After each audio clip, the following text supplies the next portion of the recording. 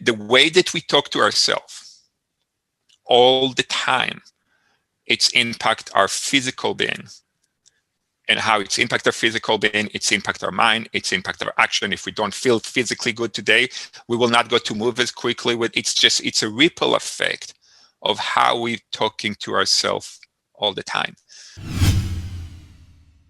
Hey everyone, it's Jamel Gibbs. Welcome to another podcast episode. This is the Business and Investing Podcast, where we talk about all things business and investing related. And part of your journey when you're getting into the real estate business or any business for that matter, including investing, is you're going to have a measure of fear. And part of that journey, because you're fearful, part of that journey for a lot of you guys is not ever getting started and staying stuck where you are. So because of that, because you have that measure of fear, and because you're in a place where you don't know what to do next, you completely quit or you completely stop doing what you're aspired to do as a real estate investor. You don't unleash the greatness within, and that holds you back. Fear can absolutely hold you back, but it can also help you. It can help you catapult your business to the next level. So I wanted to invite my special guest today, and he's going to talk about something called the Eggshell Effect, his journey from fear and how he transitioned his life. And he's also an experienced real estate investor as well. Now, he wrote the book, The Eggshell Effect. And I'm going to make sure I link that in the description box below. But I wanted to get him on the line today to talk about his journey and how you guys can go from where you are right now to where you want to go in your business by leaving fear behind. Joel Holc, what's going on, man? Hey, thank you very much, my friend. I appreciate you inviting me here to this call, and it's a privilege to be here with you and all your students and your followers. I had the privilege to meet you a couple of weeks ago, but really you share with me so much inspiration of what you're doing and how many people all over the country you help, and it's just a privilege to be here on the call with you, my friend. Well, I appreciate having you on the line, man. And I got to tell you, man, I've heard about your book. I want to say at least a few years ago, and it was actually on my bucket list to pick up, and I finally did it. And it was ironic that you were in one of the rooms that I was in on Clubhouse, and we met up, and you reached out, and we're building this relationship, man, to help more people go from where they are to where they want to go, right? So why don't you tell everybody a little bit about yourself? Sure. So my name is Joel Holc. I live in Pittsburgh, Pennsylvania. Been an entrepreneur throughout all my life. I'm an author, I'm a speaker, I'm a coach, I'm a healer. The biggest part of my entrepreneurship was actually in the real estate world. I flipped over 300 properties in the Pittsburgh market. So I'm very familiar with what you and your students doing on a daily basis. All the grinding of really what it takes to make a deal come true. And it's a lot of work. Everything have to come together to make a deal work. So this is, I'm very, very familiar with that. Really how I became an author and how I became a speaker and what I do right now. It's about 12 years ago, I was really, really sick. I was barely able to walk. My doctor told me, say, Joel, within 10 years, you got to be living in a wheelchair, get your life in order to live in a comfortable home, make sure it's a ranch style home, make sure you don't have stairs, make sure that there's handicap bathroom, make sure that there's the bedroom on the first floor, wide doors, make sure that all of us in the real estate world know what it's mean to set up a house for handicap person. And for about a year, I actually believed them. And I say, okay, this is my future. This is where I go to live into. And about after a year, I changed my mind. I said, I don't want to be sick. I don't want to live in a wheelchair. This is not the future that I want to live into. And eventually life changed. I mean, it did all start in the mind. This was not the only thing that I did, but this was the first thing that I did to be able to transform my life. And the book is all about not as much of how I heal myself, because this is unique to my story, but what is more common for everybody else is how I got sick. And this is what the book is about. Is really I'm sharing everything about my life, about really how I end up sick and how my life stopped working. So this is an opportunity for really people to look into themselves and to see what is available for them.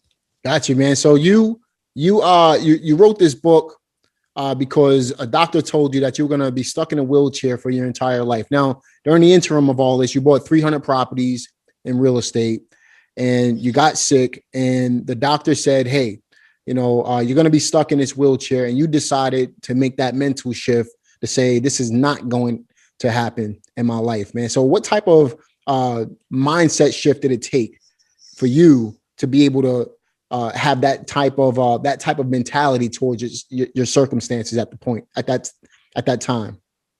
Sure. So when we're talking about mindset, often people think that we can turn it on and off. Correct? Oh, now I have a positive mindset. Now I'm going to build my business. Now I'm going to, and we think that this is when mindset work. The truth of the matter, mindset work 24 hours a day. When we're turning on the TV and we're listening to the news and letting this information impact our life, or when we watching a game instead of working on our business, this is when our mindset is working. The mindset is not an on and off. There's no on and off switch for mindset. Mindset working 24 hours a day. Really, to understand my mindset and where it came from, this is what the book is all about. And I will just give a quick overlook of really how the book came together. As I shared earlier, my health condition, and 8 years ago, my mom passed away, and I'm originally from Israel. I flew to Israel. I had the privilege to be with her for the last week of her life. Came back home, and a week after she passed away, I came back home. And the following day after I came back home, my wife at the time say, I'm leaving. So within a week time, I lost my mother and I lost my wife. And wanting to die, it's an understatement. I didn't want to kill myself, but I just really lost the drive to do anything. I could not eat, I could not sleep, I could not function. Eventually, I asked myself, how did I get here? And when we're looking at fear does not start today. Fear starts in a very, very early age of our life. And you and I had this conversation, and this is really why I say, Joel, this is so powerful. But I asked myself, how did I get here? How did I end up living in a city that I never heard about Pittsburgh in my life until I show up in Pittsburgh. I never had a dream even to live in the United States. At the time, there was the second marriage that fell apart, being a single parent for my 2 kids from my first marriage, and being barely able to walk, have an autoimmune disease. Having a business, I did well in my real estate, but I cannot say that this was a fulfilling purpose of my life. This was a great business opportunity for me, and I did well with that because of my ability to communicate with people. But this was not my bigger, higher calling. And I asked myself, how did I get here? Now, to understand how we get here, we have to go backwards.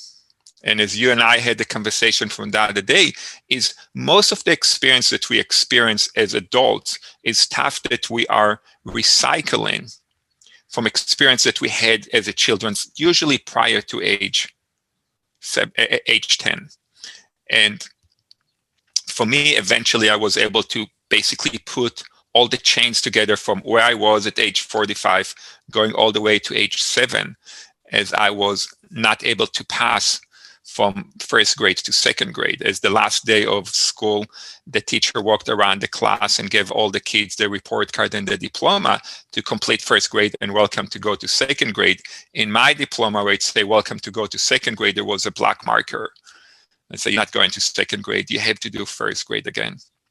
And from that moment on, I lived my life in my own mind as a 7-year-old. My only logic was smart kids going to second grade and stupid kids have to do first grade again. This was the only logic that I had. I could not understand anything else. Immediately at that point, I felt ashamed. I felt outsider. I felt abandoned by my friends. And at that moment, I had to figure out how to, within a second, I had to figure out how to survive life, how to hide the secret of me not being smart, of me not able to read and write. Eventually, I was diagnosed with dyslexia, and this is what held me back in school. And this is really where all the fear energy start to source my life. So when I work with people and they say, hey, I'm afraid, what I'm afraid for is not really what we're afraid of right here, right now. It's really what the energy that's sourcing us to do what we do. And a lot of people are afraid of million things. Some people are afraid of being successful. Some people are afraid of failure. Some people are afraid of get somebody tell them no. Some people are afraid of not having all the details in place. I mean, to buy a property and to flip it, there's a million things that need to come together, making sure that we're buying the property on the right price, making sure that we have the right contractors to fix it, making sure that if we rent it to the right tenant, or if we flip it, use the right real estate agent, or if you're the real estate agent, making sure that you price it right and you do the staging right. Everything, there's a million things that need to come together to a deal to happen. And there's a million reasons in the long we say, hey, I can't do it. I'm not smart enough. The other people can do it. I can't do it. Nobody in my family ever been successful. There's so many things that we carry in ourselves on a daily activity that fear energies keep sourcing us. Gotcha. Hey man, so when we spoke the first time, you were able to pull that right out of me within minutes, right? You knew right off the bat that something happened before I was 10 years old that helped me to become the person I am today, right? So, I told you about a story of how my parents were struggling to pay bills. My mom was the breadwinner at the time because my father had a seasonal construction job. And my mother put me on a newspaper route at 7 years old. And all I understood at that point was I need to work in order to help my mother pay bills at 7 years old, right? And then that equated to either working out of fear, doing what I do out of fear, or doing what I do out of love. And what we came to the conclusion was if I operated out of love, I'll be operating on a different level of where I'm operating right now, right? So what you were able to pull out of that conversation was I'm operating, or I could be operating out of fear to get further away from poverty, to get as far away from poverty as humanly possible, because I knew what it was to not have when I was a kid and I had to help my parents and I watched my parents struggle. So at 40 years old today, I'm operating to get as far away from that starting point so that, my kids and my family won't have to experience the same thing. I thought that was amazing that you were able to do that, man. And just incredible. That's part of the reason why I wanted to get you on this podcast, man, because a lot of people have, this fear of a lot of different things, like you said. And with that being said, a lot of people have a fear of getting started, even provided the situation that they're in right now. What do you think that reason is? Like, is it something mentally going on in their brain that stops them from wanting to get away from their current circumstances? So first of all, thank you very much for bringing your story. And I it's not that I was able to get it out from you. You were able to surface it to yourself. And as special and as unique that you are, and as special as unique that I am, we're all special and unique in our own way, and we're all the same. It's just your story is your story. My story is my story. Generally speaking, this is basically coming from the same place. Now, the biggest challenge with fear is that fear have a very, very bad rep.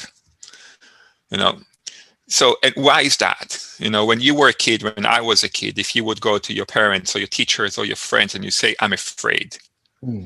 Now, most people will not have the courage to say that. But if you did, what generally speaking, what is the response? Is nothing to be afraid of. Only little kids are afraid. You can do it anyway. Overcome your fear. There's nobody that go to say, hey, Jamel, you're afraid. I got it. Let's take a look. Let's see what you're afraid of. We don't do that. Society doesn't do it. We relating fear to a weakness. Fear is just one of the energies of many that we have in our life.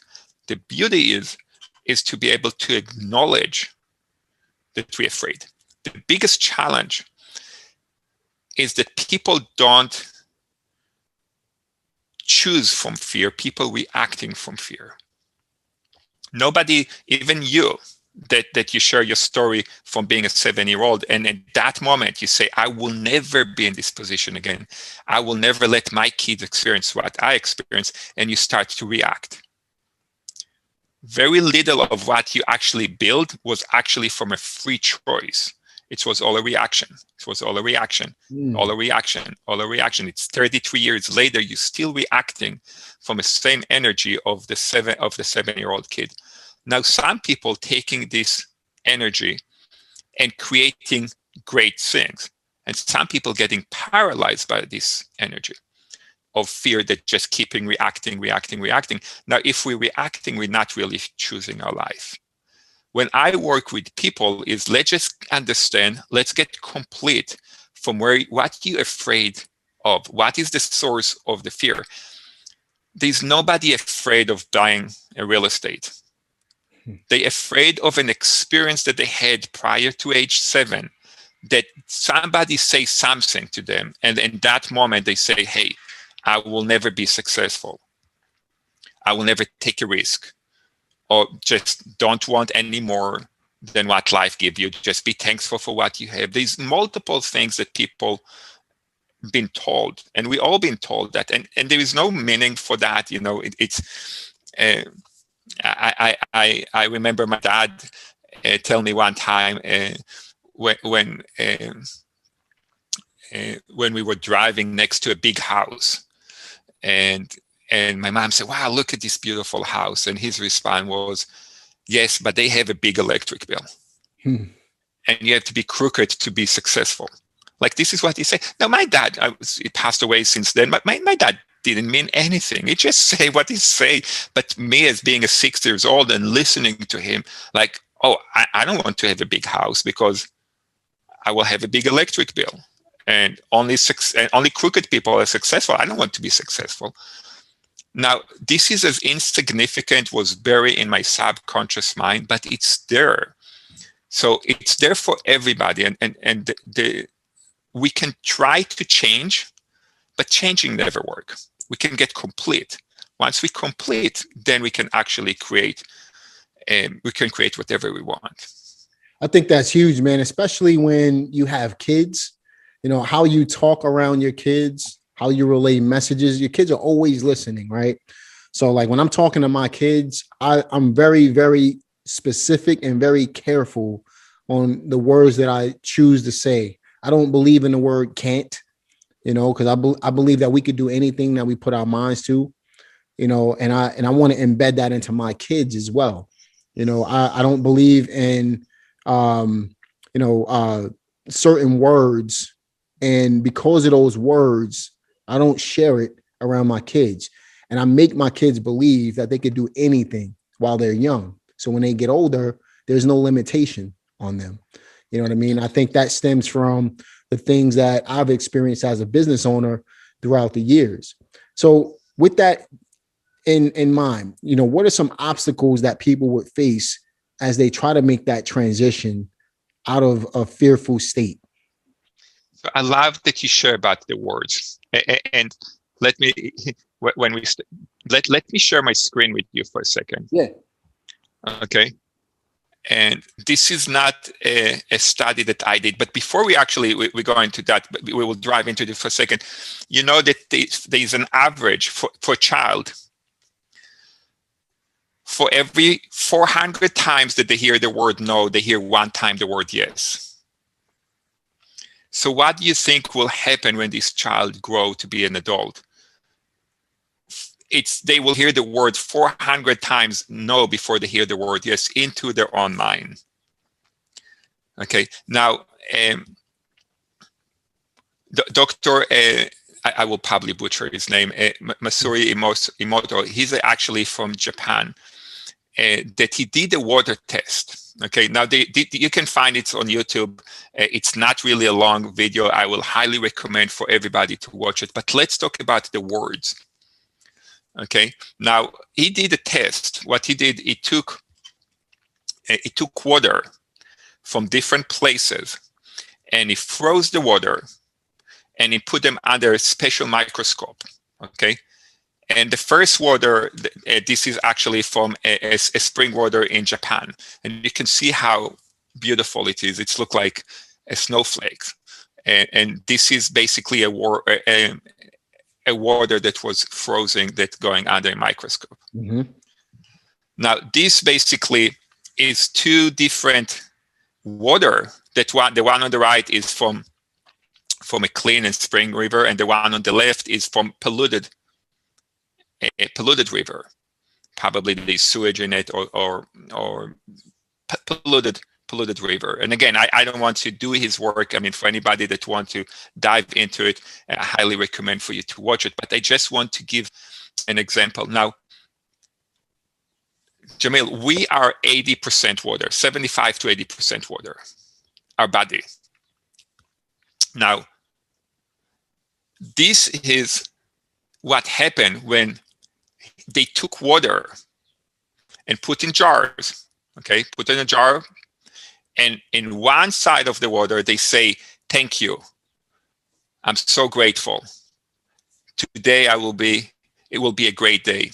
Okay, things always work out for me, and you can see what happened to the water once they froze the water, and how the water looked like. It's looked like a clean spring water from a jar of water. Okay, and on the left side, they took water, and instead of tell the water good words, they told the water, "You make me sick.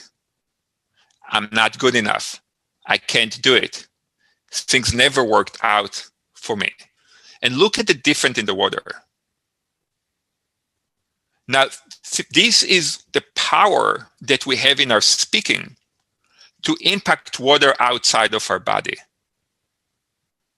Think about how much power we have by impacting the water inside our body. Mm. The words that we tell ourselves all the time, and people say, "Which words are you talking about?" Yeah, this is the words that I'm talking about. What you're saying right now to yourself when you're listening and you're trying to understand what we're talking about, this is the words that we say to ourselves. Now, if this is the impact that we can do on water outside of ourselves, let's be so careful and responsible and making sure that the words that we use every day, how we're talking to ourselves, is the words of encouragement. Now, I did change a little bit the wording. The wording that he used a little bit rougher, but they're not necessarily. But the concept is the same. Is that the way that we talk to ourselves all the time, it's impact our physical being. And how it's impact our physical being, it's impact our mind, it's impact our action. If we don't feel physically good today, we will not go to move as quickly. It's a ripple effect of how we're talking to ourselves all the time. So my invitation is to everybody that listen to this conversation is to be responsible and careful of how you speak to yourself. So do you think positive affirmations is very effective? All the time. Absolutely, man. So if we had to provide our listeners with, let's say, a 3 to 5 step process to go from the mindset that they're in right now, what's stopping them from succeeding in real estate or in business in general, to the end result of success, what would those 3 to 5 step processes look like? Like what should they do in order to start changing the way they think? So the one thing that is the hardest to do is to be present to how we really feel. Not to how we think, but to how we feel. And if it feels right, we are in the right place. If it doesn't feel right, we are in the wrong place. But it's so difficult because our mind working so much. Our mind working 24 hours a day, and it does not stop. But this noise, it's not stuff that we're creating. It's stuff that our subconscious mind creating all the time to protect ourselves. Our subconscious mind does not know the difference. Whatever we tell our subconscious mind, it's know that this is the truth. So be present. It's not even the goals that we want or stuff that we don't want, but it's just be present to how we feel. And if we can get connected to our fear energy and to understand where it's coming from and acknowledge that we are afraid. There's a part in my book that I say that the willingness to be vulnerable is the access to freedom. So we're so afraid to say that we're afraid that we're pretending to be something that we are not. Be yourself. Be the best that you can be. And you will attract the right people to do business with you because you are yourself. If you pretend to be somebody that you're not, you know it and I know it. We can read we can read fake, not fake people, but fake professional. They're not fake people. They just, how many wholesalers coming to you and giving you a deal that is about 120% over market value, and they tell you this is the best deal, and you can read it in a second that they don't know what they're doing. When I was heavily involved, I used to tell wholesalers, hey, bring me the lead, let me talk to the homeowner. If I'm closing the deal, this is how much I'm paying you, because they did not know how to handle the deal. And some of them took advantage of it and grew and became great, successful investors. But it's just be yourself, be present to how you feel, connect to your fear energy, and get it complete. Absolutely, man. So let's talk about your book for a second. Obviously, you had this journey that you documented, and what caused you to want to write this book, to share this story with the world? So this is a great question. After my mom passed away, and after my wife at the time left, and I was just seeking for help, and the name of the book itself, I'd be happy to share about where is the Eggshell Effect story, what's the name of the book came from. If you want me to share, I'd be happy to. Absolutely. But I had a coach. I called her, she was my Buddha coach. And as I discover my fear energy of how it sourced me, she was so moved. And she said, Joel, this is so unique of how you share your story and how you discover your story and how you have to write a book. Now, remember, I have dyslexia. I barely read any books in my life. I can't write my own. I mean, if I write my own notes, if it's lasts more than 3 days, I don't even remember what I wrote. So for me, writing a book, for somebody that read a handful of books in my life, just writing a book was just the thought of that was like, how would I do that? So definitely. Now I'm sharing about dyslexia now, like, hey, this is what I had for breakfast today. But for 38 years of my life, I kept this secret, and I was so ashamed having dyslexia, thinking, afraid that people will make fun of me, afraid that people will judge me, afraid that, the only reason that I became an entrepreneur is because I say, I never had a drive to be an entrepreneur. It was never a drive in me. But the only reason that I became an entrepreneur, you have your story. My story was, I was so afraid to work for somebody else, because my fear is if they give me a report and say, hey, Joel, read the report, tell us what you think, or read it in front of the group of the people. And I say, I will never have a boss that tell me what to do. So the only way for me not to have a boss is to be my own boss. And then when I hire a secretary. I say, hey, write my email, write this report for me. And they did it because I paid them. But this was the only reason of why I became why I became an entrepreneur. Got you. And and this coach, she told me, Joel, this story is so powerful and so unique. And she said the world needs to hear that. And today I'm getting, on a daily basis, I'm getting text messages, emails, Facebook connections from people that read the book from all over the world, and getting the value out of it. And it's a privilege to touch people's life. What does that mean? The eggshell effect. What does it mean? The title. So the reason that I call the book The Eggshell Effect, I grew up in Israel, as I shared earlier, and I grew up in a farm living style. It's called the kibbutz. And as kids, we people work there all the time. Mm-hmm. And if you can walk, you can work. This is basically there's everybody working. And at about age 10, I was, that particular day, I was working we had a petting zoo. And in the petting zoo, we had an incubator for eggs that were abandoned by their moms. And that particular day, now all the place was running by kids. The kids were, we kept the animals safe. We fed animals. We took care of everything. We had one adult that supervised the kids to make sure that we don't hurt ourselves and don't hurt the animals. But beside that, everything was running by the kids. And that particular day, I was sweeping the floor next to the incubator, and all of a sudden, I see a chick trying to break through the eggshell. And I was fascinated by that. This was amazing. All of a sudden, seeing an egg move, and then I'm looking at this, and then the chick trying to break the eggshell, and then stop, and then try again, and then stop. I was fascinated. And then I saw for a long time that the chick stopped moving. So I reached out with my arm to help the chick to break the eggshell, because I was concerned of what's going on to the chick inside the eggshell. And it just happened to be that this adult that supervised us happened to stand next to me. And he immediately grabbed my arm and said, Joel, don't do that. And I looked at him and I said, why not? Because I really want to help the chick. Mm-hmm.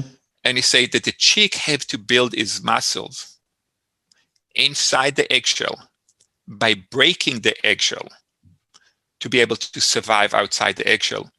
So if I help the chick to break the eggshell, I will actually kill it, because it will not have this muscles that it need to survive outside the eggshell.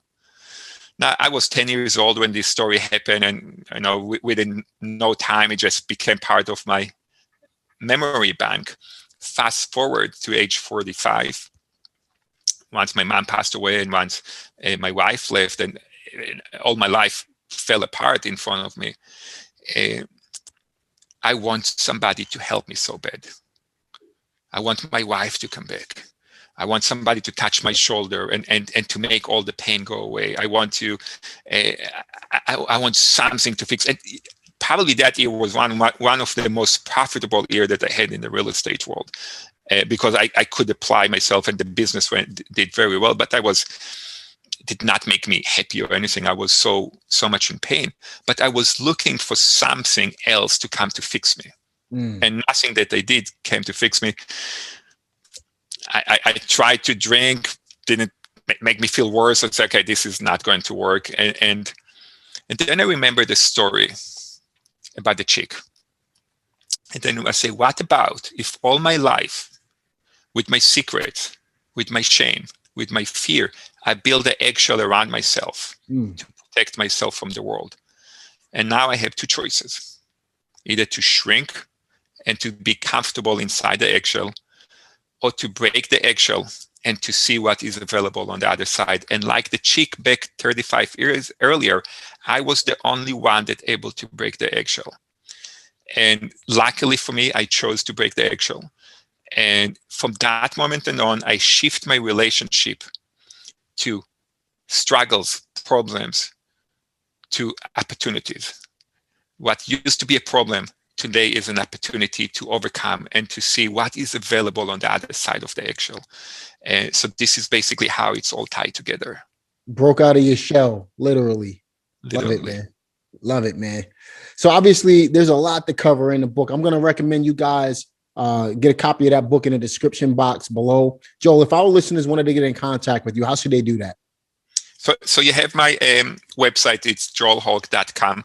There's a place over there for people to contact me to the website, and I'd be happy to help anybody that need help in their journey. My commitment is to for people to stop reacting from fear.